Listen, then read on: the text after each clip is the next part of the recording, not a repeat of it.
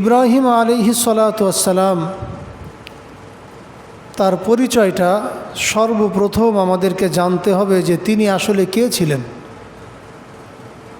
ইব্রাহিম আলাইহিস সালামের পিতা সম্পর্কে আল্লাহ তাআলা কুরআনুল কারীমের মধ্যে বলেছেন। কুরআনুল কারীমের সূরাতুল আনআম সূরা নম্বর 6 আয়াত নম্বর 74 আল্লাহ তাআলা বলেন, وَإِذْ قَالَ إِبْرَاهِيمُ لِأَبِيهِ آزَرَ أَتَتَّخِذُ أَصْنَامًا آلِهَةً إِنِّي أَرَاكَ وَقَوْمَكَ فِي ضَلَالٍ مُبِينٍ। আল্লাহ রাব্বুল আলামিন কুরআনুল কারীমের মধ্যে ইব্রাহিম আলাইহিস সালাতু ওয়াস সালামের ঘটনা উল্লেখ করে বলেছেন, আল্লাহ তাআলা বলেন, সেই সময়ের কথাকে তোমরা স্মরণ করো যখন ইব্রাহিম আলাইহিস সালাম তার পিতা আজরকে বলেছিলেন, ইব্রাহিম ওয়াইদ ক্বালা ইব্রাহিম লিআবিহি আযর আতাত্তাখিযু আসনামান আলিহা, আপনি কি মূর্তিগুলিকে মাবুদ বানিয়ে নিয়েছেন। আল্লাহ তাআলা কোরআনের মধ্যে ইব্রাহিম আলাইহিস সালামের সেই কথাকে উল্লেখ করেছেন কোরআনে পাকের সূরাতুল আনআম সূরা নম্বর 6 আয়াত নম্বর 74-এ, যে ইব্রাহিম আলাইহিস সালামের পিতার নাম ছিল আজর, যিনি একজন কাফের ছিলেন, এবং ইব্রাহিম আলাইহিস সালাম তাকে ইসলামের আল্লাহ তাআলার একত্ববাদের দাওয়াত তাকে দিয়েছিলেন। এক পর্যায়ে পিতা যখন তার সন্তানের দাওয়াতকে অস্বীকার করল, তখন তার সন্তান ইব্রাহিম আলাইহিস সালাম তার পিতার সাথে একটা ওয়াদা করেছিলেন। ওয়াদা হলো এইটা যে আমি আপনার জন্য আল্লাহ রাব্বুল আলামিনের কাছে মাগফিরাত, ক্ষমার দোয়া করব। কুরআনে পাকের সূরাত মারইয়াম সূরা নম্বর 19 আয়াত নম্বর 47 আল্লাহ তাআলা সেই কথাকে উল্লেখ করে বলেন, সাআস্তাগফিরু লাকা রব্বি। ইব্রাহিম আলাইহিস সালাতু ওয়াস সালাম তার পিতাকে বলেছিলেন, আব্বাজি সাআস্তাগফিরু লাকা রব্বি, আমি আমার প্রতিপালক আল্লাহ পাক রব্বুল আলামিনের কাছে আপনার জন্য, আপনার ক্ষমার জন্য আমি তার কাছে দোয়া করব। কাফের পিতা সন্তান মোহাব্বতে ভালোবেসে যখন ইসলামের দাওয়াত পিতাকে যখন দিলেন, পিতা দাওয়াতকে অস্বীকার করলেন, কিন্তু সন্তান বললেন যে আপনি দাওয়াতকে অস্বীকার করেছেন, কিন্তু আপনার ক্ষমার জন্য আল্লাহর কাছে আমি দোয়া করব। আল্লাহ রাব্বুল আলামিন একটা পর্যায়ে গিয়ে ইব্রাহিম আলাইহিস সালামকে জানিয়ে দিলেন যে ইব্রাহিম, তোমার যে পিতা, সেই পিতা আমার দুশমন, আমার শত্রু, এবং মৃত্যু পর্যন্ত সে ইসলাম গ্রহণ করবে না। আল্লাহ তাআলা ভবিষ্যৎ জানেন না, শুধুমাত্র আল্লাহ তাআলাই ভবিষ্যৎ জানেন। আল্লাহ রাব্বুল আলামিন এই কথাকে উল্লেখ করেছেন কুরআনুল কারীমের মধ্যে। কুরআনুল কারীমের সূরাতুত তাওবা সূরা নম্বর 9 আয়াত নম্বর 114-তে আল্লাহ তাআলা বলেন, ফালাম্মা তাবায়্যানা লাহু আন্নাহু আদুউল লিল্লাহি তাবাররাআ মিন। কুরআন মাজিদের মধ্যে আল্লাহ তাআলা বলেন, যখন ইব্রাহিম আলাইহিস সালামের কাছে স্পষ্ট হয়ে গেল তার পিতা আল্লাহ তাআলার দুশমন, ইব্রাহিম আলাইহিস সালাম জানার পরে যখন বুঝলেন মৃত্যু পর্যন্ত তার পিতার কপালে আর ঈমান নসিব হবে না, ইব্রাহিম আলাইহিস সালাম তার পিতার সাথে সমস্ত সম্পর্ককে ছিন্ন করে ফেললেন।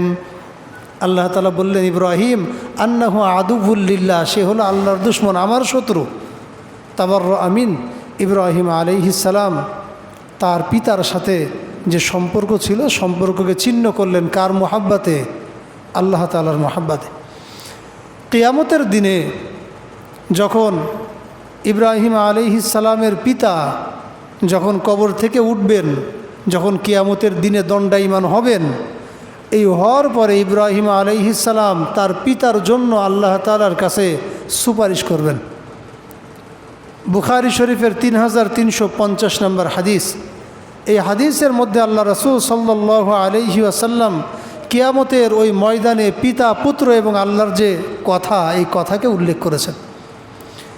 ইব্রাহিম আলাইহিস সালাম তার পিতার জন্য আল্লাহ তাআলার কাছে যখন সুপারিশ করবেন পিতার জন্য, পিতাকে বাঁচানোর জন্য আল্লাহর আযাব থেকে, আল্লাহ পাক কুরআনুল কারীমের মধ্যে ইব্রাহিম আলাইহিস সালামের ঘটনা তো বলেছেনই, কিন্তু হাদিসের মধ্যে তখন কি বলবেন আল্লাহ তাআলা ভবিষ্যতে সেই সময় আল্লাহ রাসূল আমাদেরকে জানিয়ে দিয়েছেন।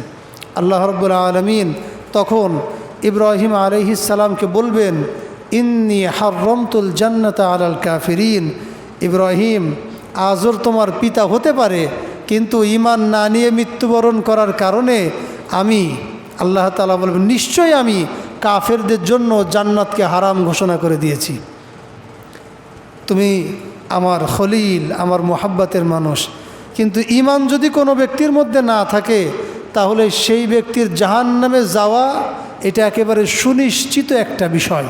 সে জাহান্নাম থেকে কশ্চিনকালেও, অনন্তকাল ধরেও জাহান্নাম থেকে আর কখনো বের হতে পারবে না।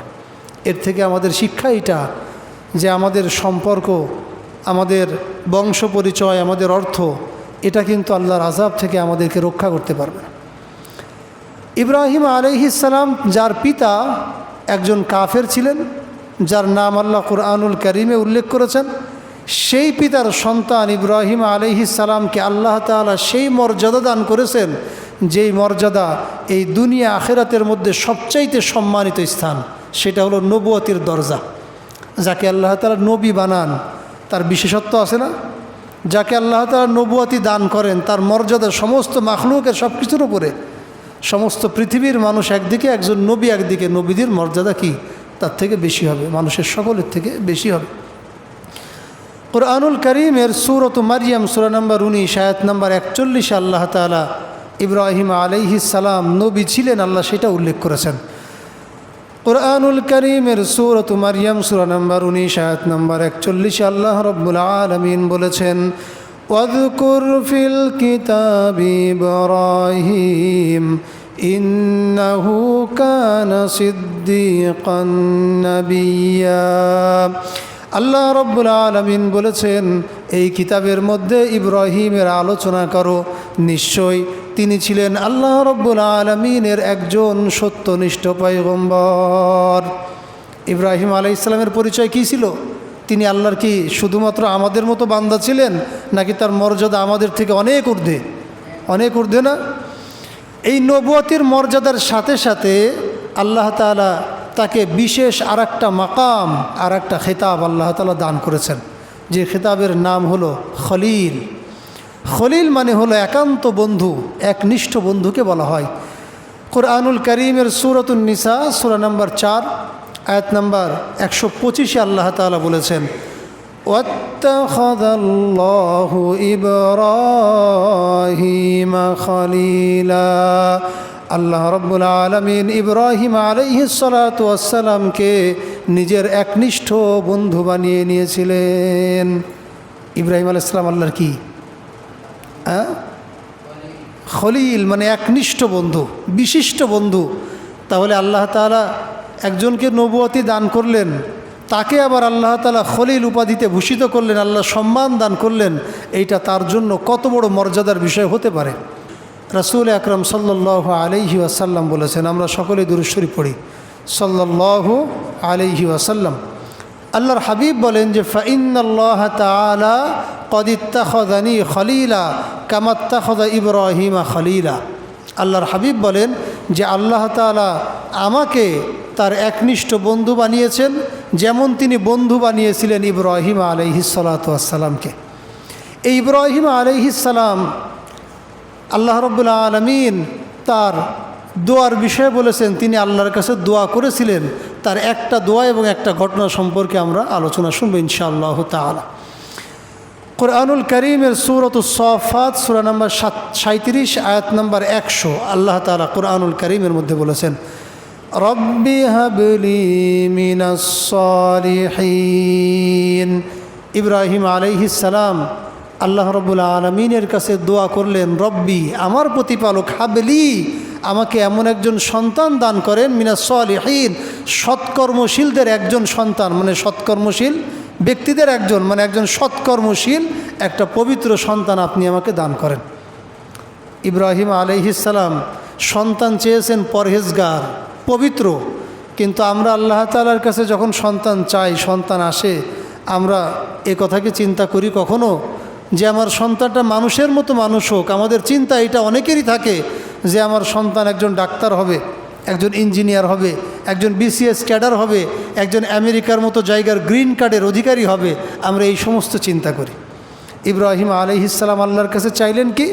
যে আমাকে এমন সন্তান আপনি দাঁড় করেন যে সৎকর্মশীলদের একজন হবে, একজন সৎকর্মশীল, নেককার, পরহেজগার, খোদাবীর, তাকওয়াওয়ালা একজন সন্তান আপনি আমাকে দান করেন। ইব্রাহিম আলাইহিস সালামের এই দোয়ার থেকে আমাদের শিক্ষণীয় বিষয় হলো এইটা যে আমরা যদি কিছু চাই, এই চাওয়াটা কার কাছে চাইব? এমনভাবে বললেন যে কথাটা বলতে গিয়ে আপনাদের সংশয় সন্দেহের ভিতরে পড়তে হয়েছে। আমরা যদি কিছু চাই তাহলে কার কাছে চাইব? আল্লাহ রাব্বুল আলামিনের কাছে চাইব। আল্লাহ তাআলা কুরআনুল কারীমের সূরাতুশ শুরা সূরা নম্বর 42 আয়াত নম্বর 49 এবং 50 বলেছেন, আমরা অনেক সময় আমরা সন্তান কামনা করি কোথায় গিয়ে? একটা মাজারে গিয়ে মানত করে, একজন পীর সাহেবের দরবারে গিয়ে আমরা সন্তান কামনা করি, একজন মৃত ব্যক্তি কবরের সামনে গিয়ে আমরা সন্তান কামনা করি, কোনো একটা জায়গায় খিচুড়ি চড়াই দিয়ে সেখানে কয়েক ডেক খিচুড়ি মানুষে খাওয়ায়, আমরা সন্তান কামনা করি। বিভিন্ন এমন জায়গা যেই সমস্ত জায়গায় কিছু কামনা করা শিরিকের সমতুল্য। কিন্তু একজন সন্তান দেওয়ার মালিক আসলে কে? আল্লাহ কোরআনের ভিতরে জানিয়ে দিয়েছেন। কোরআনুল কারীমের সূরাতুশ শুরা সূরা নম্বর 42 আয়াত নম্বর 49 এবং 50 নম্বর আয়াতে আল্লাহ তাআলা বলেছেন, ইয়াহাবু লিমান ইয়াশাউ ইনাসা ওয়া ইয়াহাবু লিমান ইয়াশাউ যুকুর আও ইউযাউযুহুম যুকরানা ওয়া ইনাসা وَيَجْعَلُ مَن يَشَاءُ عَقِيمًا। আল্লাহ রাব্বুল আলামিন কোরআনের মধ্যে মানুষের সন্তান দেওয়ার মালিক আসলে কে স্পষ্ট করে দিয়েছেন। আল্লাহ তাআলা বলেন, আল্লাহ রাব্বুল আলামিন যাকে চান তাকে কন্যা সন্তান দান করেন, আর যাকে চান তাকে পুত্র সন্তান দান করেন, অথবা পুত্র এবং কন্যা সন্তান উভয়টা আল্লাহ দান করেন। ওয়াজআলু মান ইয়াশাউ আকিমা, এবং যাকে চান আল্লাহ রাব্বুল আলামিন তাকে বন্ধা বানিয়ে দেন। মানুষকে সন্তান দেওয়ার মালিক কে? মানুষকে বন্ধা বানানোর মালিক কে? তাহলে সন্তান যখন না হয়, সমাজের বিভিন্ন মানুষ বিভিন্ন মাজারে গিয়ে মানত করে কি না করে? করে না মানত? যে যদি আপনি কবরে শায়িত একজন ব্যক্তি যার নিজেরই কোনো খবর নাই, তার কাছে গিয়ে মানত করে, আপনি আমাকে একটা সন্তান যদি দান করেন তাহলে আপনার মাজারে 100 ডেক খিচুড়ি চড়াই দেওয়া হবে। এমন কাজ আমাদের সমাজে মানুষ করে না মনে হয়, তাই না? করে কি না? অবশ্যই করে। কিন্তু সন্তান দেওয়ার মালিক একমাত্র আল্লাহ রাব্বুল আলামিন। কোরআনুল কারীমের সূরাতুল মুমিন সূরা নম্বর 40 আয়াত নম্বর 60 আল্লাহ তাআলা বলেছেন, 60 وقال ربكم ادعوني استجب لكم। আল্লাহকে আহ্বান করলে আল্লাহ আহ্বানে সাড়া দেন কি না? আল্লাহ সাড়া দেন। আল্লাহ বলেন উদউনি, আমাকে ডাকো, আস্তাজিব লাকুম, আমি তোমাদের ডাকে সাড়া দেব। তাহলে কিছু চাইতে হলে কার কাছে চাইব? কিছু দান যদি কেউ করেন, সেই দান করার মালিকের নাম কি? আল্লাহ পাক রব্বুল আলামিন। হাদিসের একটা কিতাব, কিতাবের নাম তিরমিজি শরীফ। এই কিতাবের 2516 নম্বর হাদিস, 2516। ইবনে আব্বাস রাদিয়াল্লাহু তাআলা আনহুমা, আল্লাহ রাসূল সাল্লাল্লাহু আলাইহি ওয়াসাল্লাম তাকে বলছেন, ইদা সাআলতা ফাসআলিল্লাহ, তুমি যখন কিছু চাইবে তখন আল্লাহ তাআলার কাছে চাইবে। সুবহানাল্লাহি ওয়া বিহামদিহি। কিছু চাইলে কার কাছে চাইতে হবে? আল্লাহর কাছে। এবং আল্লাহ তাআলার কাছে সন্তান যদি কামনা করি, তাহলে সন্তান বিসিএস ক্যাডার চাইবো নাকি নেককার সন্তান চাইবো? এর মানে এই না যে সারা পৃথিবীর সব বিসিএস ক্যাডার ডাক্তার সাহেবরা খারাপ, এমন তো না। অনেক নেককার ডাক্তার সাহেবরা আছেন, ইঞ্জিনিয়ার সাহেবরা আছেন, বিসিএস ক্যাডার সাহেবরা, অনেক মানুষ আছেন। কিন্তু নেককার এই শব্দটা আগে। আপনি আমাকে সন্তান দান করেন। ঢাকার মতো জায়গা যেখানে অসংখ্য ওল্ড এজ হোম, যেখানে মুরব্বী মানুষদের রাখে, কি বলে সেটাকে? বৃদ্ধাশ্রম, ওল্ড এজ হোম যেটা। এই বৃদ্ধাশ্রমের মধ্যে বহু মানুষ এই রকম আছে যাদের সন্তান বাংলাদেশের বড় বড় প্রতিষ্ঠিত একজন ব্যক্তিত্ব। এরপরও পিতামাতা ওইখানে কেন আছে? সন্তান নেককার না হলে, সন্তানের টাকা থাকলেও পিতার কোনো যায় আসে না। সন্তান যদি নেককার থাকে তাহলে নিজের রিক্সা চালাই হইলেও নিজের পিতাকে, নিজের মাতাকে সেই ব্যক্তি ভালো রাখে। এই জন্য আল্লাহ তাআলার কাছে দোয়া করলে আমাদের দোয়া হবে, আল্লাহ তাআলা আপনি আমাকে নেককার সন্তান দান করেন। এই দোয়া আমরা করতে পারবো তো ইনশাআল্লাহ? আল্লাহ তাআলা আমাদেরকে তৌফিক দান করেন। আল্লাহ রাব্বুল আলামিনের কাছে ইব্রাহিম আলাইহিস সালাম সন্তান কামনা করলেন। আল্লাহ রাব্বুল আলামিন সন্তান দিয়েছেন কিনা সেইটাও কোরআনের মধ্যে বলে দিয়েছেন। কুরআনুল কারীমের সূরাতুস সাফফাত সূরা নম্বর 37 আয়াত নম্বর 101 এ আল্লাহ তাআলা বলেন, ফাবাশশারনাহু বিগুলামিন হালিম। আল্লাহ রাব্বুল আলামিন বলেন, আমি তাকে একজন সহনশীল পুত্রের সুসংবাদ দান করলাম। আল্লাহর কাছে চাইছিলেন না, আল্লাহ আমাকে সন্তান দান করেন নেককার। আল্লাহ তাআলা বলেন, আমি তাকে একজন সহনশীল পুত্রের সুসংবাদ আমি তাকে আগের থেকে জানাই দিয়েছি। সুবহানাল্লাহ বলবেন না? আল্লাহ তাআলা দেয়ার মালিক না? আল্লাহ রাব্বুল আলামিন তিনিই মাত্র দেয়ার মালিক। আর পৃথিবীতে কেউ মানুষের কোনো কল্যাণ করার ক্ষমতা রাখে না, মানুষের কোনো উপকার করার ক্ষমতা রাখে না। আল্লাহ তাআলা যার কল্যাণ চাইবেন তার কল্যাণ হবে, যার অকল্যাণ চাইবেন তার অকল্যাণের সম্মুখীন হতে হবে। এই বিশ্বাস রাখা ঈমানের একটা অপরিহার্য বিষয়, একটা ফরজ বিষয়। আল্লাহ রাব্বুল আলামিন যখন ইব্রাহিম আলাইহিস সালামকে সন্তান দিলেন, এই সন্তানটা দেওয়ার পরে আল্লাহ তাআলা তাকে একটা পরীক্ষার সম্মুখীন করলেন। আল্লাহ রাব্বুল আলামিন পরীক্ষার সম্মুখীন ইব্রাহিম আলাইহিস সালামকে করেছেন, কিন্তু তার পরীক্ষার আমাদের পরীক্ষার মধ্যে আসমান এবং জমিনের ফারাক। কেন ফারাক? আল্লাহ রাসূল সাল্লাল্লাহু আলাইহি ওয়াসাল্লামের হাদিসের একটা কিতাবের নাম ইবনে মাজাহ, হাদিস নাম্বার 4023 4023। এই হাদিসের মধ্যে আল্লাহ রাসূল সাল্লাল্লাহু আলাইহি ওয়াসাল্লামকে একজন সাহাবী প্রশ্ন করলেন, জিজ্ঞাসা করলেন। প্রশ্নটা হলো, আইয়ুন নাসি আসাদ্দু বালাআন, মানুষদের মধ্যে সবচাইতে কঠিন পরীক্ষা মানুষদের মধ্যে কাদের নেওয়া হয়? একজন সাহাবী কাকে প্রশ্ন করেছেন? বুঝেননি? একজন সাহাবী কাকে প্রশ্ন করেছেন? নবীজিকে প্রশ্ন করেছেন। আল্লাহ রাসূল সাল্লাল্লাহু আলাইহি ওয়াসাল্লাম বলেন, আল আম্বিয়া, যাদেরকে আল্লাহ রাব্বুল আলামিন নবুয়াতির মর্যাদা দান করেছেন, যাদেরকে আল্লাহ রাব্বুল আলামিন পয়গম্বরি দান করেছেন, আল্লাহ পাক রব্বুল আলামিন তাদেরকে সবচাইতে কঠিন পরীক্ষার সম্মুখীন করেন। এইটাই না আমাদের পৃথিবীর নিয়ম? না একজন ভিআইপি মানুষ যাকে পছন্দ করে তার দুনিয়াটা সহজ হয়ে যায়, এরকম বিষয় না। আল্লাহ তাআলা যাকে ভালোবাসবেন তাকে পরীক্ষা সেই রকম পর্যায়ের নেবেন। পরীক্ষাটা আল্লাহ তাআলা এইভাবে নিলেন। কুরআনুল কারীমের মধ্যে আল্লাহ তাআলা সেইটা উল্লেখ করেছেন। কুরআনুল কারীমের সূরাতুস সাফফাত সূরা নম্বর 37 আয়াত নম্বর 102 আল্লাহ তাআলা বলেন, فلما بلغ معه السعي قال يا بني إني أرى في المنام أني أذبحك فانظر ماذا ترى قال يا أبت افعل ما تؤمر ستجدني إن شاء الله من الصابرين। আল্লাহ তাআলা বলেন, তাকে যে সন্তান আমি দান করেছিলাম, সেই সন্তান যখন তার পিতার সাথে চলাফেরা ছোটাছুটি করার মতো বয়স হলো, আল্লাহ তাআলা ইব্রাহিম আলাইহিস সালামকে একটা স্বপ্ন দেখালেন। স্বপ্নটা কি? তিনি তার সন্তানকে বললেন, ইন্নী আরা ফিল মানাম, আমি স্বপ্নে দেখেছি যে আন্নী আযবাহুকা, যে আমি তোমাকে জবাই করছি, এটা আমি স্বপ্নে দেখেছি। এখন ফাংদুর মাযা তারা, তুমি চিন্তা ভাবনা করে দেখো যে তোমার মতামত কি। এখন ইব্রাহিম আলাইহিস সালামের স্বপ্ন আর আমাদের স্বপ্নের মধ্যেও আসমান জমিনের ফারাক আছে। কেমন করে? আমরা পৃথিবীর বুকে অনেক সময় স্বপ্ন দেখি যে বাংলাদেশের সবচাইতে ধনী মানুষ আমি হয়ে গেছি, স্বপ্নর থেকে উঠে ওইটা বাস্তবে আর হয়? এমন স্বপ্ন আমরা অনেক সময় দেখি না? আমরা স্বপ্নে দেখছি আমেরিকায় যে প্লেনে উড়ে বেড়াচ্ছি, কিন্তু ঘুমের থেকে উঠে দেখি সেই ঘরের ভিতরে ওই ফ্যানের আওয়াজ কানে আসছে, মানে যেইখানে ছিলাম সেইখানে আছে। এইরকম স্বপ্ন আমাদের হয় না অনেক? কিন্তু নবীদের স্বপ্ন আর আমাদের স্বপ্নের মধ্যে পার্থক্য আছে। পার্থক্য কোথায়?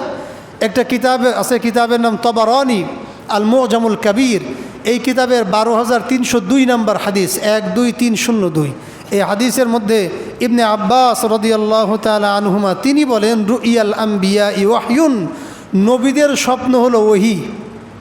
নবীরা ঘুমের মধ্যে যেই স্বপ্ন দেখবেন সেটা বাস্তবে অবশ্যই হবে, কারণ আল্লাহ তাআলা ছাড়া তাদেরকে কেউ স্বপ্ন দেখাইতে পারে না। শয়তানের কোনো অংশ স্বপ্নের ভিতরে আসা সম্ভব না। ইউসুফ আলাইহিস সালাম স্বপ্ন দেখেছিলেন সূরাত ইউসুফ 12 নম্বর সূরা 4 নম্বর আয়াতে। সেই স্বপ্ন বাস্তবায়ন হয়েছে সূরা ইউসুফের 100 নম্বর আয়াতে। আল্লাহ রাসূল সাল্লাল্লাহু আলাইহি ওয়াসাল্লামকে আল্লাহ স্বপ্নে দেখিয়েছিলেন এবং সেই স্বপ্নের কথা সূরাতুল ফাতহ সূরা নম্বর 48 আয়াত নম্বর 27 আল্লাহ রাব্বুল আলামিন সেই কথা বলেছেন। নবীরা যেই সমস্ত স্বপ্ন দেখে সমস্ত স্বপ্ন ওহীর অন্তর্ভুক্ত। তিনি দেখেছেন, বাস্তবে হবেই, এর মধ্যে কোনো সন্দেহ নাই। এখন তিনি স্বপ্ন দেখেন যে সন্তানকে শোয়ায়ে জবাই করতেছেন, মানে জবাই করার জন্য উদ্যত হয়ে গেছেন। এখন উনি বুঝে গেছেন স্বপ্নে যখন আল্লাহ দেখাইছেন বাস্তবে এটা করতেই হবে, কারণ আমার স্বপ্ন তো ওহী। এই জন্য সন্তানকে বললেন, ফাংদুর মাজা তারা, তুমি চিন্তা ভাবনা করে দেখো যে তোমার সিদ্ধান্ত কি। স্বপ্নে যখন দেখছি তোমাকে জবাই করা, করতে তো হবে, আল্লাহ তাআলার আদেশ, কী করো।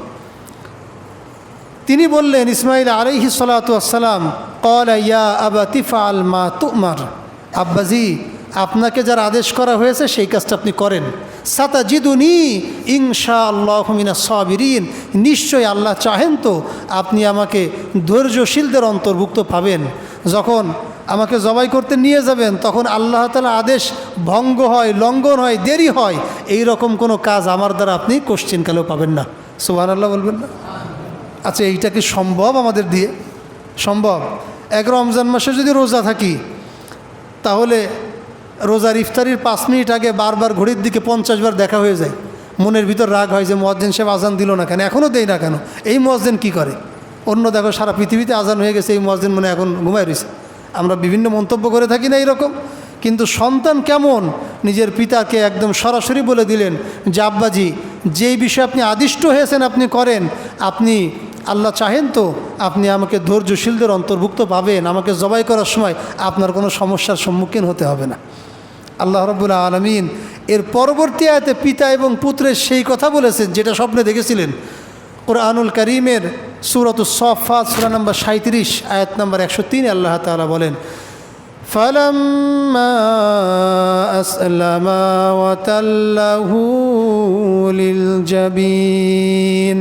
আল্লাহ তাআলা বলেন, ফালাম্মা আসলামা, যখন পিতা এবং পুত্র দুইজনই আনুগত্য প্রকাশ করল আল্লাহ তাআলার সামনে, ওয়াতাল্লাহু লিল জাবিন, এবং পিতা পুত্রকে কাত করে শুইয়ে দিল। ইব্রাহিম আলাইহিস সালাম জবাই করার জন্য তাকে নিয়ে গিয়েছেন এবং শোয়ানোর সময় সোজাভাবে না শুইয়ে তিনি সন্তানকে একটু কাত করে শোয়াইছেন। কারণ কী ছিল? তাওজিহুল কোরআনে এই সূরাতুস সাফফাতের 103 নম্বর তাফসিরে বলা হয়েছে যে সন্তানের চেহারা যখন আমি দেখব নিজের চোখে, নিজের সন্তানকে জবাই করছি, আল্লাহ বলছেন তাই, এতে কোনো সমস্যা নেই, আল্লাহ তো বলেছেন। কিন্তু নিজের সন্তানের চেহারার দিকে তাকায় যদি জবাই করি, আল্লাহর আদেশ না জানি পালন করতে কোনো ত্রুটি আমার হয়ে যেতে পারে। এই জন্য সন্তানের চেহারা অন্যদিকে থাক, জবাই করতে গেলে চেহারাটা আমার চোখের সামনে যেন না আসে। একজন নবীর মর্যাদা কিছু হলেও কি বুঝছেন নাকি? একজন নবী কাকে বলে? ইব্রাহিম আলাইহিস সালাম একেবারে নিঃসংকোচ একমাত্র লিল্লাহি আল্লাহ তাআলার জন্য নিজের সন্তানকে জবাই করার জন্য তিনি নিয়ে গেলেন এবং পুত্রকে কাত করে আর একদিকে শোয়াই দিলেন, জবাই করবেন এমন একটা অবস্থা, একদম করেই ফেলবেন। আল্লাহ রাব্বুল আলামিন ওই পরিস্থিতিতে কি বলেছিলেন আল্লাহ তাআলা? আল্লাহ কুরআনুল কারীমের মধ্যে বলেছেন। কুরআনুল কারীমের সূরাতুস সাফফাত সূরা নম্বর 37 আয়াত নম্বর 104 আর 105 আল্লাহ তাআলা বলেছেন, ওয়ানাদাইনাহু আইয়া ইব্রাহিম قد صدقت الرؤيا إنا كذلك نجزي المحسنين ইন্না কাযালিকা নাজজিল মুহসিনিন, আমি আমার নেককার বান্দা, পরহেজগার বান্দা, সত্যবাদী বান্দা তাদেরকে এভাবেই পুরস্কৃত করে থাকি। তোমার মর্যাদা বৃদ্ধি করে দেওয়া হলো। এবং আল্লাহ রাব্বুল আলামিন কুরআনে হাকিমের মধ্যে এই যে বিধানটা ইব্রাহিম আলাইহিস সালাম যা করলেন সেই বিধানটাকে আল্লাহ তাআলা আমাদের পর্যন্ত এনেছেন। এবং সূরাতুস সাফফাত সূরা নম্বর 37 আয়াত নম্বর 106 এবং 107 আল্লাহ রাব্বুল আলামিন তার সেই পরীক্ষাটা কোন মাপের ছিল সেই পরীক্ষার বিষয়ে আল্লাহ তাআলা কুরআনের ভিতরে বলেন। আল্লাহ রাব্বুল আলামিন কুরআনুল কারীমের সূরাতুস সাফফাত সূরা নম্বর 37 আয়াত নম্বর 106 এবং 107 আল্লাহ তাআলা কুরআনের মধ্যে বলেছেন, ইন্না হাযা লাহুয়াল বালাউল মুবিন ওয়া ফাদাইনাহু বিযিবহিন আযীম। আল্লাহ রাব্বুল আলামিন বলেন, নিশ্চয়ই এইটা ছিল একটা স্পষ্ট সুস্পষ্ট পরীক্ষা। সেই বিধানটা আমাদের পর্যন্ত আছে, কিন্তু এই বিধানটা পালন করার সময়, কুরবানি করার সময় আমাদের মধ্যে আল্লাহ তাআলার জন্য সেই ইখলাস, সেই তাকওয়া এটা থাকে তো? এইটা আমার নিজের কাছে আমার একটা প্রশ্ন। দেখেন, আজ আমাদের ঈদ তো হয়ে গেল, কিন্তু আজ জোহরের যে নামাজ আদায় করা, মাগরিবের নামাজ আদায় করা, আসর, ঈশা, আবার ফজর যে নামাজ আদায় করা, এইটা আমাদের জন্য আল্লাহ তাআলা ফরজ করে দিয়েছেন না? আল্লাহ তো কুরআনুল কারীমের মধ্যে সূরাতুল বাকারা সূরা নম্বর 2 আয়াত নম্বর 238 বলেছেন, হাফিজু আলাস সালাওয়াতি ওয়াস সালাতিল উসতা ওয়া কুমু লিল্লাহি কানিতিন। এই সমস্ত নামাজের প্রতি যত্নবান হতে আল্লাহ আমাদেরকে আদেশ করেছেন। কিন্তু ঈদকে কেন্দ্র করে এখনকার ফজর, এখনকার মাগরিব, এখনকার ঈশা, এইখানে মুসল্লির সংখ্যা কম নাকি বেশি? কম নাকি অনেক বেশি কম? আসলে এটা কি আমাদের জন্য উচিত ছিল? আমরা একটা আল্লাহর আদেশ পালন করি, আর তার সাথে সাথে আল্লাহ তাআলা অনেকগুলো আদেশকে আমরা লঙ্ঘন করে রাখি। কিন্তু আমাদেরকে বুঝতে হবে যে আল্লাহ রাব্বুল আলামিন আমাদেরকে যা আদেশ দিয়েছেন, যা নিষেধ করেছেন, এই সমস্ত কিছু মানাই তো আমাদের জন্য অপরিহার্য ছিল। কিন্তু আমরা একটা আদেশ পালন করি, যখন ঈদ হয়, এই ঈদের দিন একেবারে মাগরিব যখনই পড়ে যায়, মাগরিবটা পড়ার সাথে সাথে অপচয় করা, যেটা সম্পদের অপচয়, এই অপচয় করা আমাদের সন্তানরা বাজি, এরপরে কি বিভিন্ন রকম আজে বাজে জিনিস করে তারা নিজেদের বাপের কষ্টার্জিত অর্থকে নষ্ট করা শুরু করে দেয়। সেই রাতে অনেকে মদ খায়, অনেকে গাড়ি চালায় জোরে, অ্যাক্সিডেন্ট করে, সকালে খবর পায় চাঁদ রাতে এতজন ইন্তেকাল করছে, বাইক চালায় রোডে ঘাটে এইভাবে। আসলে আল্লাহ তাআলা আদেশ, আল্লাহ রাব্বুল আলামিন আমাদের জন্য যা কিছু আদেশ করেছেন, একেবারে বিনা বাক্যে, কোনো বাক্য হবে না, কোনো কথা হবে না, নিজের মধ্যে কোনো যুক্তি থাকবে না, নিজের মধ্যে কোনো তর্ক থাকবে না। আল্লাহ রাব্বুল আলামিন আমাদেরকে বলেছেন এইটা করার কথা, সেইটা করতে হবে একেবারে যুক্তি ছাড়া। আল্লাহ তাআলা যখন আদম আলাইহিস সালামকে সেজদা করার কথা বলেছিলেন, তখন যুক্তিবাদী একজন মাত্র ছিল, সে ছিল ইবলিস। সূরাতুল আরাফ 7 নম্বর সূরার 12 নম্বর আয়াতেই সে আল্লাহর সামনে যুক্তি দিয়েছিল। আল্লাহ রাব্বুল আলামিন তার বিষয়ে ঘোষণা করেছিলেন, আবা ওয়াস্তাকবারা ওয়া কানা মিনাল কাফিরিন। সূরা বাকারায় আল্লাহ তাআলা সেই কথা আবার বলেছেন।